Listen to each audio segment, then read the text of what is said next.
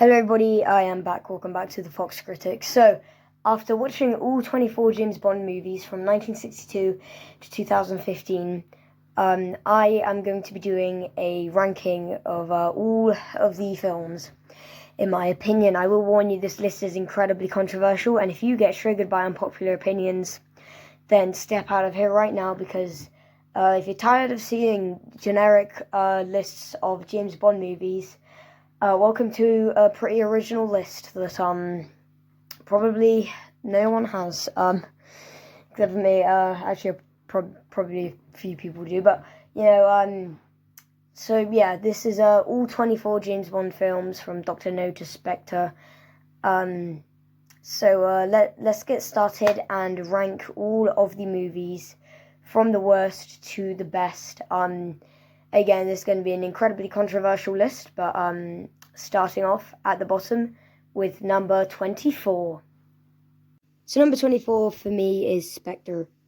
Something I forgot to mention at the start is this is a long-term video project, so that's why there haven't been that many videos on my channel quite recently. But yes, the most recent movie in the James Bond franchise is also my personal least favourite, and of course that is Spectre. Now, I will try to keep my opinions on all these films really brief and short, because I don't want this video to be way too long, but honestly, Spectre for me is so boring. I mean, I was like barely paying attention to anything that happened. I was just so bored in Spectre. The action is really good. Daniel Craig's performance is kind of average here. The plot itself is just a bit overstuffed. It's too long.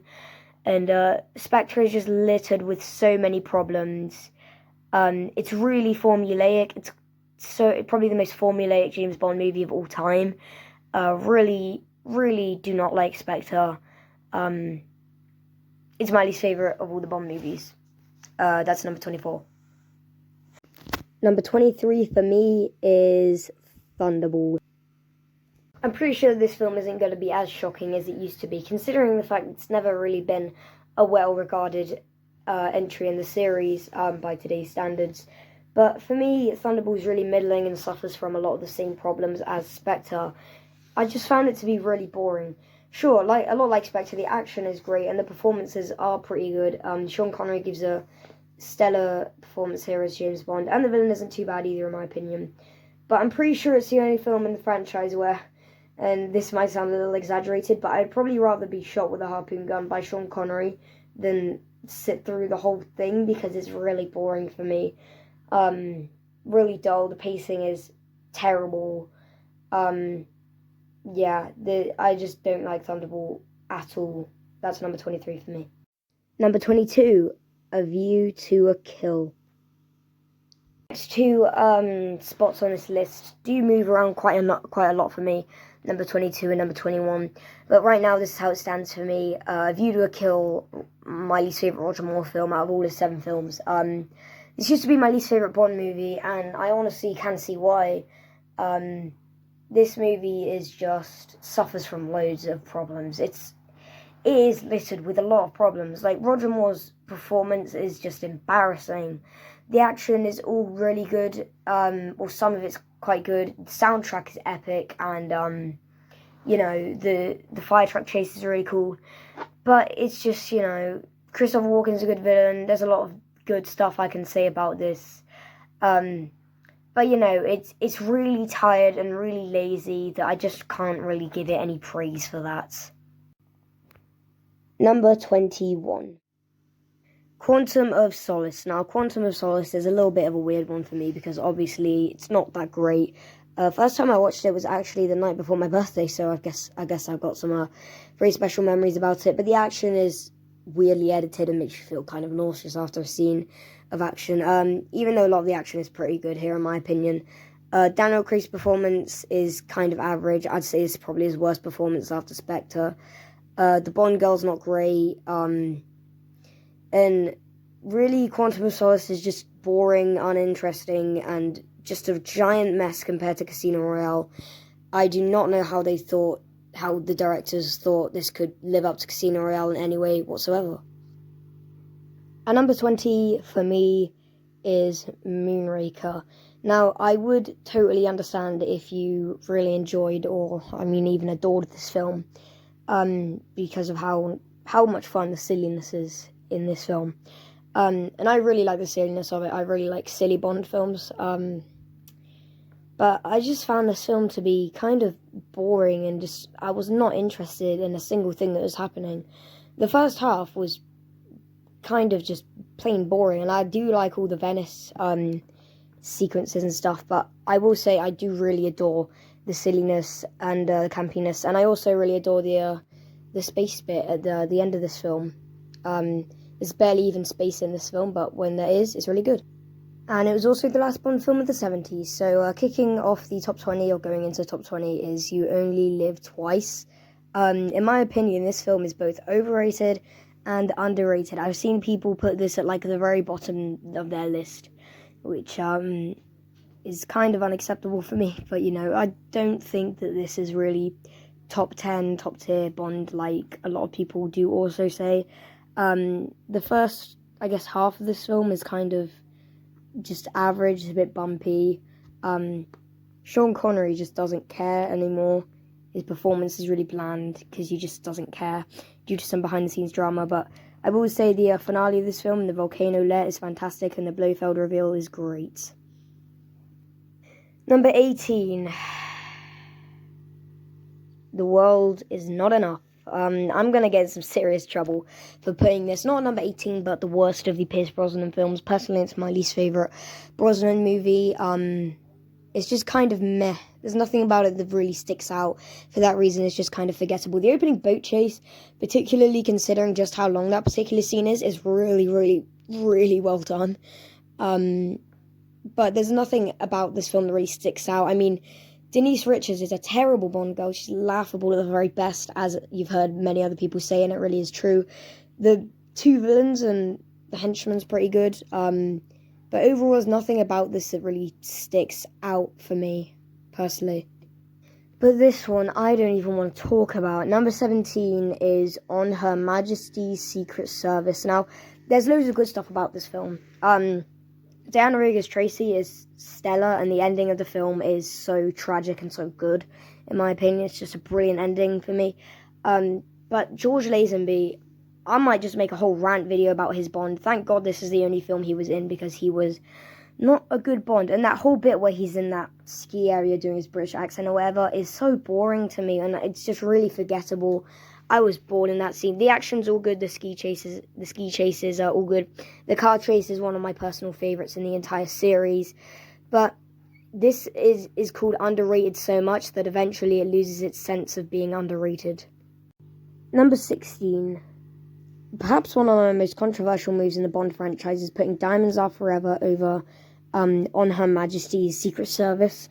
This did come after Majesty's. Majesty's was the final 60s, and this was the first Bond film in the 70s. But I really adore the campiness and silliness of this film. I really like the comedy of it. The action's all really good.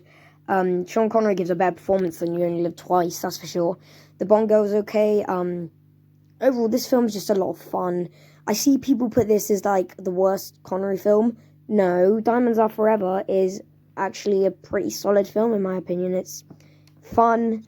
And the actions, as I said, is pretty good. The plot's very good, and I just think it's a bit of fun for me. At number 15, it is Live and Let Die. This film is it's really good, but it's not got anything about it that has me instantly wanting to rewatch it the moment after I've already watched it. I think one viewing of it is just enough. It's kind of simple. It's one of the more unique plots in the entire series, but that doesn't necessarily mean it's interesting. Roger Moore doesn't really find his Bond up until Moonraker, Few Eyes Only, stuff like that. Spy Love Me, really. But he's really good in this one, and the villain's alright, his plan's pretty good. The action's all good, including the boat chase, and the song, obviously, is pretty good. Next up, we have what I personally consider to be the most controversial move on this entire list, so get ready.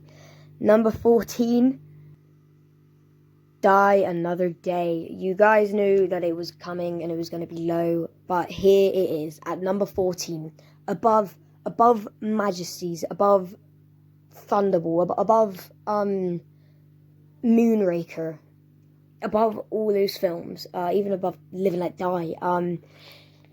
This film for me, thing is with Die Another Day, it's not terribly good, but it's not terribly offensive, like I say. Like, in my opinion, it's not terribly bad, like everyone thinks it is for me. Obviously, it's definitely the dumbest movie in this whole entire series. So over the top, got so much CGI. There's not that much CGI, but it's not good. Terrible CGI. Brosnan's my favourite Bond. His performance here is okay. Halle Berry as Jinx, actually pretty good. The main villain, Graves, was, yes, he's terrible. His henchman is just nope. The action here is really good, and I do love me an action-packed Bond film, and this is definitely that. But overall, it's so undeniably dumb that it's just a really fun, really fun experience where I can turn my brain off, watch it. It's got so many issues for me, but it's so fun for me. So what can I say? It's a guilty pleasure Bond film for me. So number 13 is From Russia with Love. Now, this is a film that I didn't really like when I first saw it, but I haven't yet given it a rewatch because, you know, I don't own it on DVD or anything. But I just found this film to be so boring because it had, like, 2 or 3 action scenes in it. Only Thunderball has, like, little less action scenes in it. That's not an invitation for you to go down to the comments and tell me how many action scenes there are in the film. But, you know, I realised that the locations are really good. Sean Connery's performance is pretty good. The train fight at the end, like, when there is action, is really good. Like, the boat chase at the end of the train fight, it's all really cool. This film just feels more like a drama film than an action Bond film, but it's still really good for me. Number 12, ooh, now we're getting into the films that I really do like. So, number 12 for me is OCTOPUSSY, another guilty pleasure one for me. OCTOPUSSY is kind of unanimously agreed to be one of the most underrated ones. I personally agree. 40% on Rotten Tomatoes. This did not deserve any of the hate that it got, in my opinion. I love the campiness, cheesiness, silliness of this film. I love how cheesy it is. I find that really funny to me personally. It's just a load of fun. It probably should have been Roger Moore's last James Bond film. And he is really good here, but one issue I have with the film is the pacing kind of breaks down midway through the film. Imagine I had a glass of water in my hand, I dropped it, it smashed. That's kind of the pacing of OCTOPUSSY at the end, midway through, but it picks itself right up again with a tense finale. I really love OCTOPUSSY. And number 11, I personally don't think it's a coincidence me putting this film here. The Man with the Golden Gun. This is truly special to me because it's not the first Bond film I watched, but the first Bond film I ever heard of, so I guess got me knowing about Bond. But this film's just so much fun to me. You know, I think this film's really good. I mean, I get the fact it's kind of rushed because, you know, it had to be released a year after Live and Let Die, 1973, 1974. But, you know, Christopher Lee is Scaramanga, and also his henchman Nick Nack as well. They're both really good. Christopher Lee has a ton of fun as a villain. And you can really tell. You know, the car chase, you know, it's just a highlight, and I really love The Man with the Golden Gun so much. Getting into the top 10 now. Now, the top 10 could move around quite a lot with the films. Up until we get to the top 5, these could go in any order, and I really wouldn't care. But as it stands right now, number 10 for me is For Your Eyes Only. Roger Moore's Bond film where he really is getting comfortable with his Bond and who he is as James Bond. So his performance here is really good. The plot is okay. That one Bond girl, I think she's called like BB or something. That one bit where she gets slapped in the face, which is meant to be like threatening or whatever, is really satisfying. But honestly, the action here is all really good, and I do love me an action-packed Bond film. Yeah, you know, the car chase, it's just one of my favourites in the whole entire series. Love the rock climbing scene, and just how stripped back and down to earth it is, I really enjoy. Number 9. This is The Living Daylights. I feel like people don't talk about this movie enough of just how much of a refresh it is to the Bond franchise. Like GolDeNeyE or Casino Royale brings a nice darker take on Bond after the silliness of a Roger Moore Bond film like A View to a Kill. But I really enjoy Timothy Dalton as James Bond. He's one of my favourites. The action here is all really good. car is one of my favourites, and the car chase. Fortunately, the villain is not great, but again, Timothy Dalton's really good, and I guess the Bond girl is kind of average. But overall, the film's really enjoyable, and I would recommend it to any Bond fan. Number 8.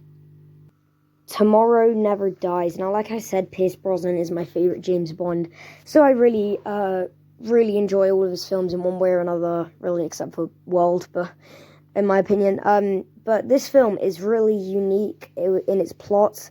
Really enjoyable plot, in my opinion. And yeah, sure, the film's formulaic, and but in my opinion, the formula is all done at its very best here. Pierce Brosnan gives probably his best performance other than GolDENEYE here, in my personal opinion. The actions are really good. A car chase, like usual, is a highlight for me. And it's got a lot of action, which I really enjoy. I just think the film's really good. At number 007, fittingly enough for me, and I will explain why in a second, The Spy Who Loved Me. This is my favourite Roger Moore Bond film. Why this is fitting at number 007? Because this is the movie that got my family into James Bond. It's the first Bond film that my dad watched, and, first Roger Moore Bond film I watched, so hey, there's that. But for good reason, this is Roger Moore's best outing. Jaws, who doesn't love him? He's such a brilliant henchman, in my opinion. And the Bond girl's just pretty good as the spy who loved James. Roger Moore's performance is really good, and once again, the car chase, excellent. This is just all the Roger Moore Bond formula done really well at its best, except for the villain, in my opinion. Number 06, the original, the classic, the one that started it all, Dr. No. I am part of the increasingly decreasing population that still absolutely adores this film. It's just a classic for me. Sean Connery is a brilliant Bond. He gives a really good performance right from the get-go, in my opinion. Honey Rider's a good Bond girl, and I get the fact that it's really low budget, low scale compared to nowadays the films. And all the formula here has been done better in future Bond films. But standing on its own as a film and as a Bond film, I still personally think it's really good, and the action is actually surprisingly pretty good for the time, and I have to give it a massive thank you for starting it all, which is why it's so high. So at number 5, it is the original, the classic again, Goldfinger. Now, this really is the first of everything great about James Bond. It was the first to have, introduce the Aston Martin DB5, which is excellent. But it really was the first to have all, the cars and the gadgets and the catchphrases and stuff. It was the first time they used Martini, shaken, not stirred. The actions are really good. Sean Connery's performance is great. The main villain, Mr. Goldfinger, is really excellent. Everything about this is just James Bond, really well done. And, it deserves all of the love that I got. At number 4 on my list, License to Kill. By today's standards, this film is an absolute phenomenon. Obviously, at the time, there was all this controversy can't say controversy today, can I? Surrounding the film. Because at the time, people weren't ready for Living Daylight's License to Kill, particularly this one, because, it's more brutal, more bloody, more gory, more violent than any Bond movie before it and after it, which is why it's rated 15. As you can see, it is the only, but it's still the only Bond film to get a 15 age rating by the BBFC, and it's really, really, it's a lot more mature for Bond. But Timothy Dalton as James Bond is really, really, really good. But because of how dark it is, it sucked at the box office. It was a box office flop. But I mean, looking at it now, it's so brilliant. It did put the series into a hiatus for literally 6 years. But the tanker truck chase at the end is my favourite chase in the whole entire series. The action's all really good. The plot is amazing. Villain fantastic. Such a great movie today. At number 3, I fell in love with Skyfall from the moment I very first saw it. I could not be prouder to say this is the first Bond film that I watched. Well, technically Thunderball was the first one I watched all the way through, but please just pretend like that's not the case. But honestly, this is how you do a 50th anniversary Bond film. Die Another Day, that was a 40th anniversary film for James Bond. You know, this film is so action-packed. It's so wonderful. I once saw someone describe this movie as the love letter to the franchise. I couldn't agree more. This is just wonderful, this movie. Daniel Craig's performance, probably his best performance yet. They bring back the Aston Martin in this one, which is really good. Aston Martin DB5. It's got all of the right stuff. An excellent villain, excellent action, excellent Bond. Just ticks all of the right Bond boxes for me. So that's why it's a number 3 for me. At number 2, my runner-up for the best James Bond film, GoldenEye. I adore GoldenEye. I freaking love this movie. It's so damn brilliant.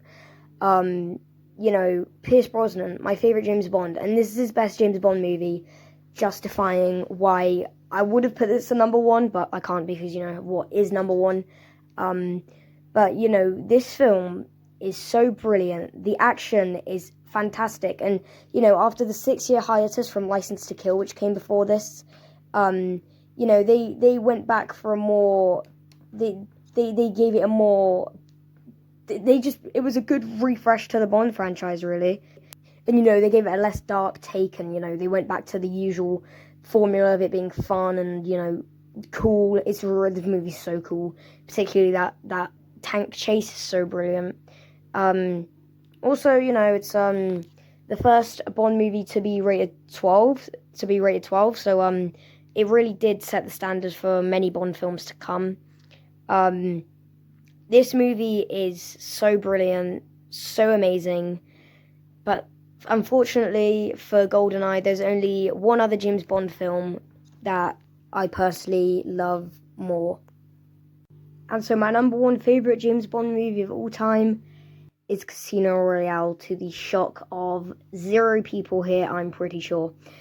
Casino Royale is just plain amazing. I mean, from the opening, it's, you know, this is a full-out reboot, whereas GoldenEye was a refresh after Timothy Dalton. This is a reboot to the entire series after Pierce Brosnan, which is a bit surprising. That's why it's surprising by just how great this movie was after Die Another Day, which came before it. And from the opening in black and white, introducing James Bond before he got his 00 status, whatever, is just brilliant. And, you know, the action here is fantastic. Daniel Craig, brilliant James Bond, in my opinion. My actual second favourite Bond, for me personally. Everything about it is so well done. I'm not going to talk about it for ages, because you need to check this film out right now. It's fantastic. And that is my list. All 24 James Bond movies ranked from worst to best. This was just my personal list. Far from an objective list. Of course, we disagreed. So, you know, put down in the comments what your favourite Bond film is, least favourite, or even how you would rank all 24 James Bond movies from worst to best. I can't wait for No Time to Die to come out when it does in April next year. But for now, this is my list of all of the films ranked. So I hope you guys enjoyed the video, and if you did, please remember to like, comment, share, subscribe. Please do comment what you thought, and yeah, see you guys in the next video.